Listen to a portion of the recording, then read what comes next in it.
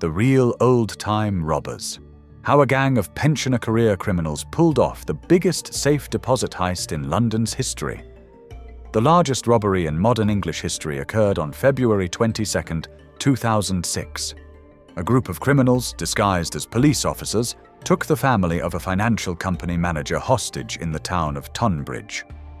Under the threat of harm to his loved ones, he was forced to open a cash vault, from which the bandits made off with £53 million in cash. The most surprising thing is that they decided to leave behind another £154 million, not because they wanted to leave the money, but because it didn't fit in their van.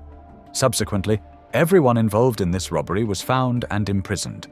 9 years later, the UK was shaken by another high-profile crime. On April 7, 2015, employees of the safe deposit facility in the elite London district of Hatton Garden returned to work after a 4-day Easter holiday to discover that someone had emptied 73 deposit boxes. Securities, jewellery and gold, worth a total of about £25 million were missing. The police found around 400 pieces of physical evidence, including biological material with DNA samples, as well as the criminals' fingerprints. Apparently, the thieves didn't even try to cover their tracks. It later turned out that the daring theft was made possible by the egregious negligence of the vault's security service, which had responded very lazily to the building's alarm when it went off. A security guard arrived at the entrance to the safe deposit facility on April 3rd, but he found no signs of a break-in and decided not to check the interior premises. He also did not call the police. The investigation suggests that at that moment, the robbers were already inside the building. The first lead for Scotland Yard was a white van that had frequently been caught on surveillance cameras installed in front of the vault shortly before the heist. The police quickly identified the vehicle's owner and, through him, got on the trail of the other criminals. The gang consisted of 8 men. Most of them turned out to be pensioners. Only 3 members of the group were under 60. The oldest, John Collins, was 77 years old at the time of the robbery. It was he who had spent days driving around Hatton Garden in the white van, noting the schedule of the safe deposit employees' arrivals and departures. Collins, like most of his accomplices, was a hardened career criminal. The core crew, had prior convictions. They were prosecuted for practically the same types of crimes. There were thefts and robberies. The ringleader of the gang was 76-year-old Brian Reeder. He had previously served time for robbing a warehouse and for the murder of a police officer. After prison, Reeder seemed to have turned over a new leaf, even opening a small car dealership. But in his 70s, he decided to have one last go. The pensioner put together a gang of like-minded career criminals and developed a plan for the largest safe deposit heist in London's history. The accomplices discussed the details of the upcoming operation during meetings in a pub and even over the phone. At the same time, possibly due to their age, the criminals paid absolutely no attention to matters of digital security. This played a cruel trick on them. It was their text messages in messengers and the transcripts of their phone conversations that became the main evidence against the hapless thieves. The conversations were very long, very open, meaning they weren't afraid. They believed they were very seriously prepared for this crime.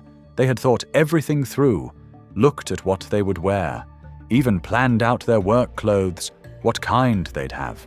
The criminals planned to clean out the Hatton Garden safe deposit facility under the guise of being maintenance workers. They brought the equipment for the break-in to the building in wheeled trash bins.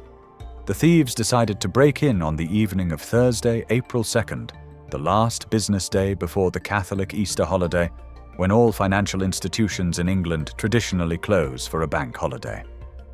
The first to enter the safe deposit building was a man known as Basil, who was wearing a red wig. He entered the building, disabled the alarm, and then let his accomplices in through a fire escape. The intruders went to the second floor, shut down the main elevator, and used the elevator shaft to descend into the vault's basement.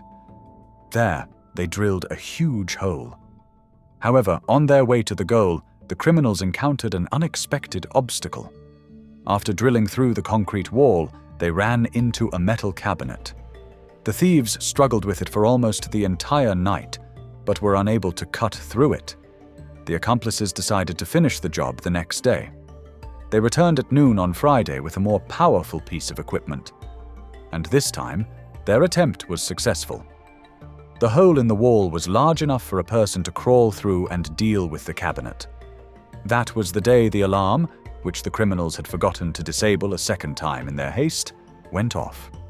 But the guards' negligence allowed the thieves to leave the vault with the stolen valuables unimpeded. And yet, the elderly career criminals left behind too many clues. A month later, almost all the gang members were caught red-handed when they gathered at the home of one of the accomplices to divide the loot. Soon the criminals stood trial. 5 of them, including the ringleader Brian Reeder, were sentenced to 7 years in prison. Another got 6. And 48-year-old Hugh Doyle got off with a suspended sentence. The jury took into account that he had not participated in the theft itself, but had only prepared the tools for the break-in and hidden the stolen valuables. He was so moved, he thanked the jury. His hands were shaking. He thanked the guards, too. And he promised everyone that he would be at home, taking care of his household, and he apologized to those he had harmed. The one who evaded justice the longest was 49-year-old Michael Seed, the man known in the gang by the fictitious name Basil. He turned out to be far more cautious than his accomplices. Basil remained in hiding for 3 years. Tracking him was very difficult as he didn't use credit cards, paid for everything in cash, paid no taxes, and did not claim any government benefits. And yet, in 2018, he too ended up in the dock. Michael Seed was sentenced to 10 years in prison. Thus, Scotland Yard closed the book on the high-profile crime, which is still discussed not only in England but also beyond its borders. This robbery received a great deal of media attention, and the press dubbed the robbers the old-time bandits, which became an inspiration for many film directors. Subsequently, several documentaries and even a popular miniseries were made based on the English heist. But despite solving the crime, the police only managed to recover a third of the stolen valuables. The old-time robbers never confessed to what happened to the rest. As some experts suggest, the total amount of damages was much higher than the £25 million reported in the press. After all, some of the vault's clients may have concealed the loss of their valuables, especially if they had been obtained through illicit means. Well, friends, I hope you found it interesting.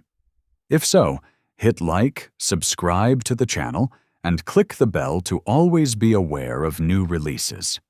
And in the comments, write what you think. Your opinion is really important.